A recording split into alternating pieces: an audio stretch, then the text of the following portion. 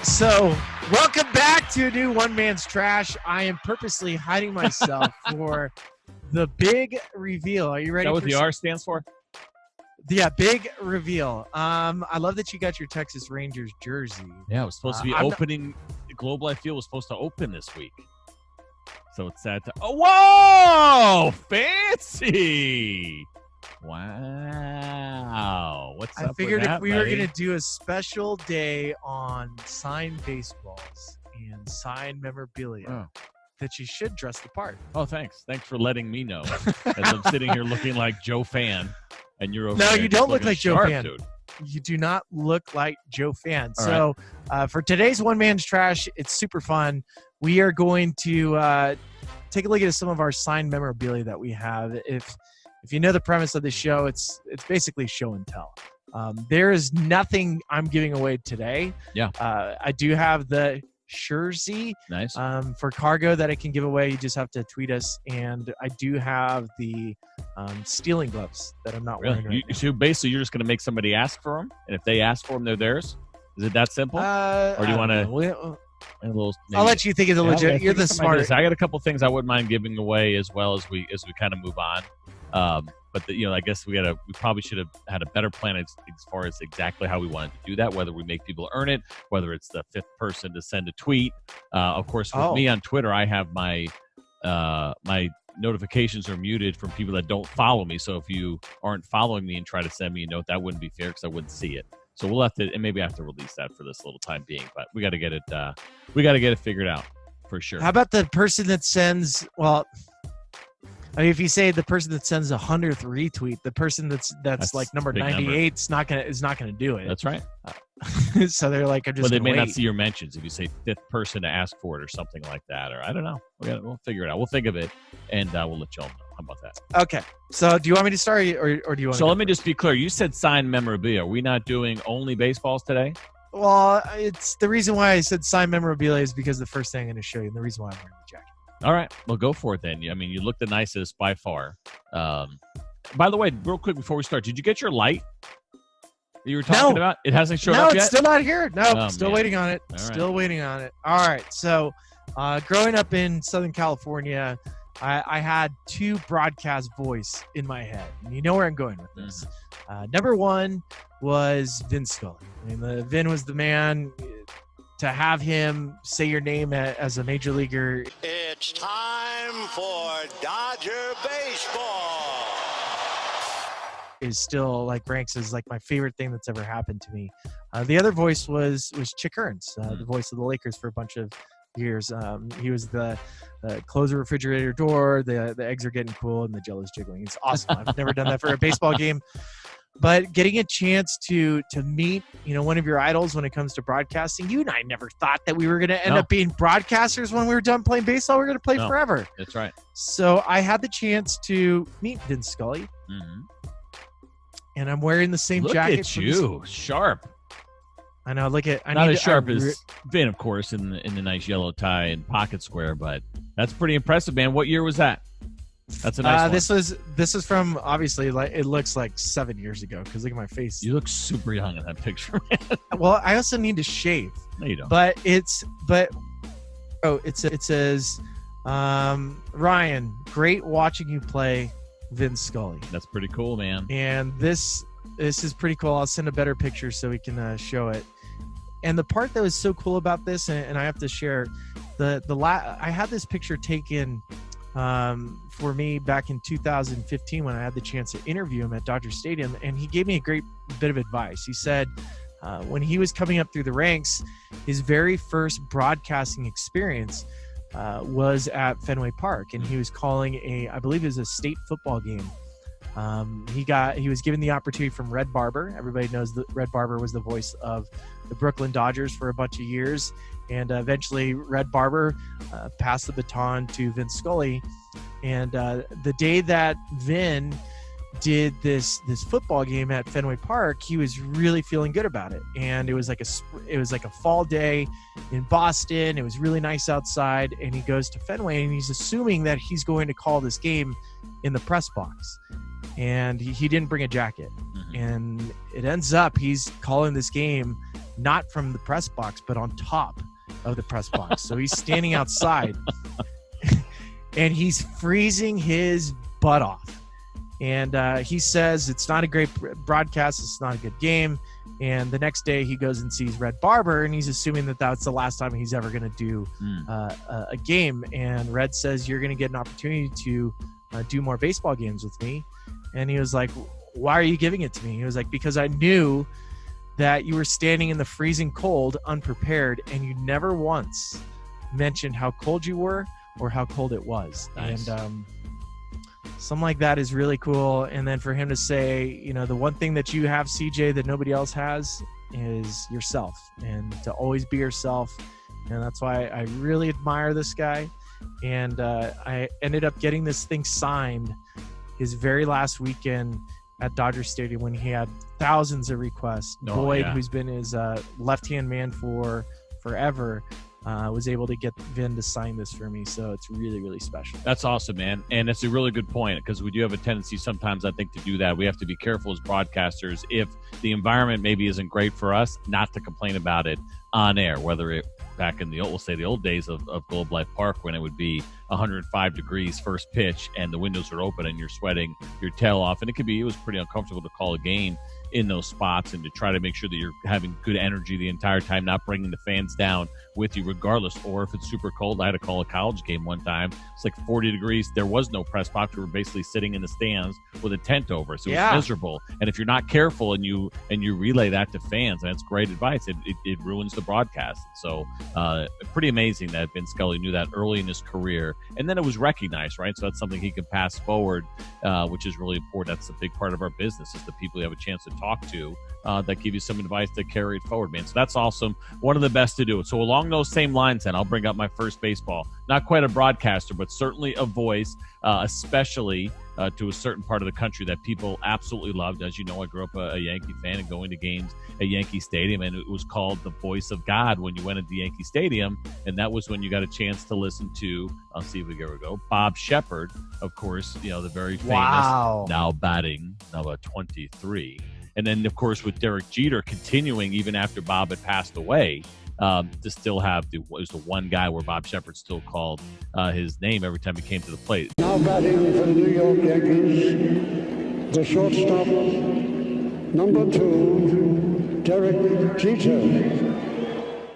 Jeter was the only one, which was awesome. For me, it was Mattingly as a kid, hearing that voice and saying Don Mattingly. He actually taught public speaking at St. John's, where I went to college. I did not get a chance to take it. No, I didn't take his class. I took public speaking, but it was not in his class. But so I sent a ball up probably sometime around 2000. And, you know, I had somebody go up to the press box for me and ask him if I could have an autograph. And he's a legend. But I think even then he was a little bit surprised that someone would ask. And he came down looking for me. I wasn't there. I didn't know this until after the fact. Because he just wanted to talk to me. He knew I was a St. John's guy, to send a baseball up and ask for his autograph, but I unfortunately missed him. We never had that opportunity to cross paths and have that awesome picture like you have. But this is an important one for me because it goes all the way back to my childhood, kind of ties it all together. Yep. And that voice that we all, for us at least as Yankee fans at the time, that's the one that you imitated in the backyard, right? When you're sitting there going through your lineup, wherever you hit in wiffle ball. When you pretend to be Don Mattingly, you're going. I pretend to be me, and I hit after Mattingly before Winfield. But anyway, so that's a cool one for me, and kind of how and then we all did it. So fun one, good tie-in. So kind of unplanned that we both had a broadcasting tie-in. I love that. This one. I've talked a lot of times about my mom. My mom is, the reason why I ended up playing baseball. I've shared that she signed me up. She was from Guatemala, and she had Fernando Mania. She had Fernando fever. And what was great about it was that she was the big Dodger fan. And eventually I became a massive, massive Dodger fan.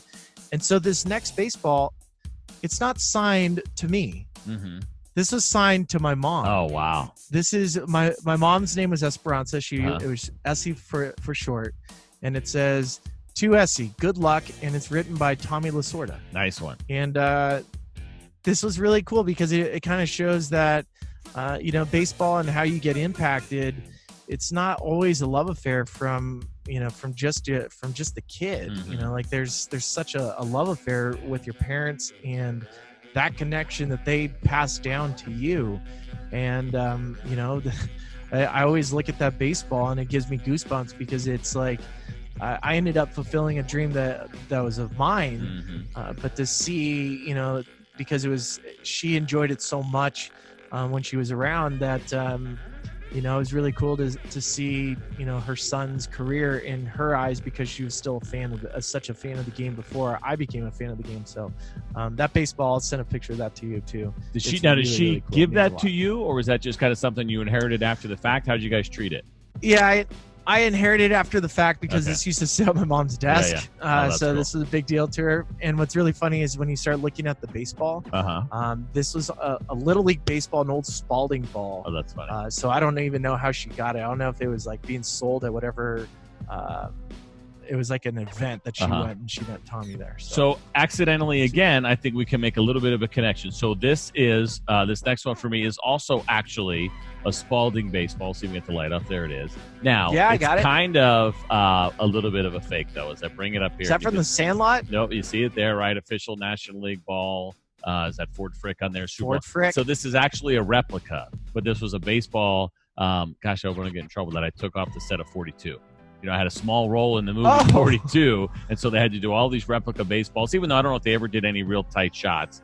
I played Dutch Leonard pitcher in that. So anyway, I just I grabbed this one at the last second. It wasn't one of my original ideas, but I have a bunch of baseballs. I have my signed ones back here, but I have some other ones in my locker. Not signed ones, but just it could be an American League, a National League ball. Remember, those balls used to be separate. When I first broke in the league, it was two different baseballs with two different colored logos. I have college balls up there, and then a bunch of different stuff from the Dominican and Japan and Korea. So that's up there with my kind of sort of game balls, even though it's not real. It is a replica. All right, but the one that I was going to play, I'm sorry. No, I was going to say, I'm still mad that Dutch Leonard was not 6'4" and left-handed. He's actually 6 foot and right-handed, which makes no sense how you even got the part, other than your beautiful smile. Well, and he was also, I think he was a knuckleballer, and I throw a pitch that looks like it's about 100 miles an hour to knock down Jackie. All right, this one, it's not sitting here. I tried to take it back out. It's not sitting in here right. Let's get you. Let me take a look at this one here. I think I've talked about this one on a show before, but that is Alan Trammell and Lou Whitaker. What this ball is, this was a foul ball that I got from the game that they broke the all-time record for teammates. Most games played together with the same two guys on the field as teammates, and a ball rolled into the dugout during that game. I was like, I'm going to keep this one. That's kind of a cool moment. This was back in 1995. I said, man, let me have them both sign this thing. I think I've told you in the past that I gave away a Kirby Puckett baseball because I felt like there was a Twins fan that might appreciate it a little bit more than I did, so I just kind of gave it away. This one has crossed my mind, but I'm not there yet. Because I play with both of these guys. I like both of these guys. They're tremendous. Who are you going to give that away to? Well, I thought, is there, think about Tiger fans and someone that would really, really appreciate something like this. But it's not going to happen. Not yet, at least. I'm still holding on to this one because it has a little bit of a special place still in my heart. But I again, to me, that's a little cool one. It's not a record that people talk about too often, right? The most games played by teammates, but especially nowadays, and we're never going to see something like that broken the way that players move around the way that they do. But anyway, I thought it was a cool moment in time, and I tried to capture it. Sweet Lou and Alan Trammell. Sweet Lou will be in the Hall of Fame eventually, I hope. I hope so, too. Speaking of Hall of Famers, I went to a game when I was about 9 years old at Dodger Stadium, and this player had probably the coolest nickname at the time. Mm-hmm. So he played for Chicago Cubs. You want to guess who it is? Hall of Famer, ran like the wind, was an MVP on the worst team in baseball, which doesn't happen to you. It was the Hawk.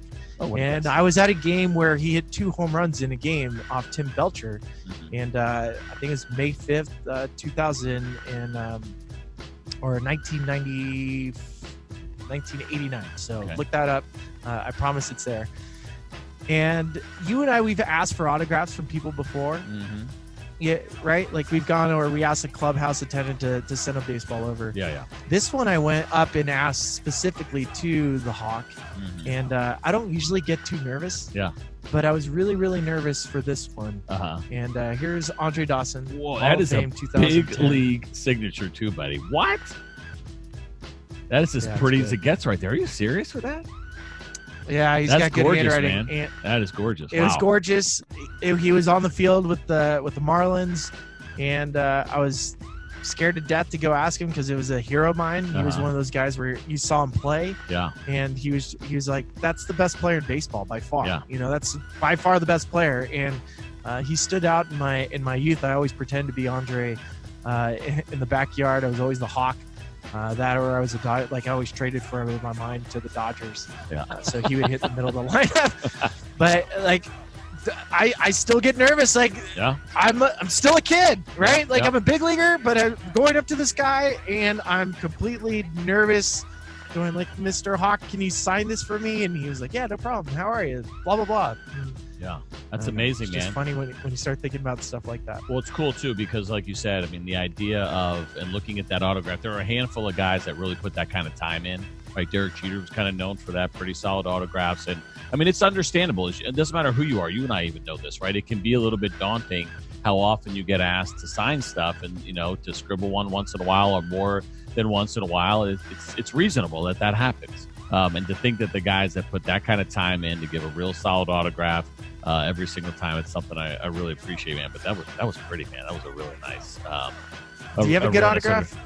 Me personally, it's average. It's average. I mean, the same thing. Sometimes I'll put a little bit more effort in than other times, but I probably should. Like when I see that from a Hall of Famer to that level, knowing how many times he's been asked for his autograph, we really have no excuse for not putting in a little bit of. Unless you have 10 letters in your last name. How many do you have? You have 9, right? Yeah, 9. So that's also a fair point because that can be a little bit of a pain. All right, so this somewhat similar, same idea, not a Hall of Famer, but one that I got a little bit nervous. I may have told this story on our radio show before, Loudouts, every Saturday, 10 o'clock Eastern and 8 Mountain. But I pitched a game, my second or third game in AAA.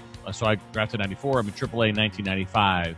And I got a chance to pitch against Dave Righetti. So, again, I wore 19 in high school. We talked about that. It was Guidry and Righetti and Mattingly at that point that were kind of my guys as I was getting a little bit older. I was absolutely blown away by the fact that I was actually going face-to-face with him. He's trying to make a comeback toward the end of his career. I'm kind of on my way up. And all of a sudden, I'm pitching against Dave Righetti. We're both making starts on opposite sides. To me, that's like completely absurd. Put yourself in, whoever you are. If you're 16, 17 years old right now and you're an Astros fan and Justin Verlander's your guy, and all of a sudden now you get drafted, I have a chance to pitch against him as he's still trying to hang on. That's kind of what it was like. For me. So I have my Dave Righetti baseball, but here's how I got that baseball. So I pitched against him. And so the next day, it was a huge deal at home. Like friends were like, what? You pitched against Dave Righetti? That's ridiculous, right? And I threw a good game. I think I threw 7 shutout, did not get a decision. He's out there like running his polls the next day at the old Indianapolis ballpark, which was, the old one. They got a nice victory field there now in downtown, but they had an old kind of crappy ballpark actually where 8 Men Out was filmed. And so he's running his polls. Worst acted baseball. Oh, come on. I love that movie. Don't get me started again. So with that being said, so this is really bad, right? So he's running. I literally, and I'm saying like you, I'm nervous. Like, gosh, should I really be doing this? But I mean, it was just like such a big deal. And so I kind of stopped him in the middle of running his polls, which is really bad, Bob. You don't do, right? You don't do. Is that like poor pitcher's etiquette? It's really poor etiquette. It's really poor etiquette. So I kind of stopped and I talked to him for a little bit, and I was like, I said, listen, I'm really sorry to bother you with this, but I said, everyone is home really excited. I grew up a huge Yankee fan. This is such a big deal to me. I can't believe I had the opportunity to pitch against you, yada, yada. I followed your career forever. I wore 19 in high school because of you, et cetera, et cetera. And he was really kind and really nice, and he signed in that blue Sharpie for me. It's actually a AAA, American Association Baseball, which I don't even think that, that league doesn't even exist anymore. And he had said to me, he goes, hey, I'll tell you what, he goes, keep pitching like you did in this last game and you'll be in the big leagues in no time. And I got called up like a couple of days later, which is kind of like a little icing on the cake for me. But that was a cool moment. As we get older, I know you said you still had the Andre Dawson one, and those still exist, but some of that stuff starts to fade away, right? If you're fortunate enough to play professionally, to be around big leaguers, like even though there's still some moments that you have, some of that stuff does start to go away because these are your contemporaries, these are your teammates or your coaches or, their coaches, and we're broadcasting like, oh, I love that guy as a kid and, he's still around. So it starts to fade a little bit, but there are certain, I think, guys where it doesn't. And this was one of them for me, and that continues to be a cool moment. So Dave Righetti is my third, I guess kind of fourth if you count the 42 baseball. I still have one more. You done? I got one more. All right, sweet. This one was in jest. Now, when I was with the Colorado Rockies, and one of my teammates in college, his name was Skip Schumacher, and he Yeah. played for the St. Louis Cardinals. Mhm. And Skip knows how much I love Jim Edmonds. I was a big Angels fan as much as I was a Dodgers fan, and Edmonds was my guy. That was Yeah. who didn't? I loved Andrew. And by the way, I love all center fielders. Sounds Like it. if I was to bust out my baseball memorabilia, it's virtually like every center fielder that I could imagine. But Jim Edmonds was a special one for me because I loved how he played, and Skip, because he was a teammate with him in 2005 with the Cardinals. He had a relationship, and he knew how much I was like crazy for. I was like, "That's Jim Edmonds." Nice. He was like, "Yeah, no problem." So the next day, I come to the ball field, and we're in Colorado, and sitting in my locker, it's a baseball signed by Jim Edmonds. With a little And note it on says there. What do we got? It says, "To Ryan, keep working. You will get there, Jim Edmonds." And Cool.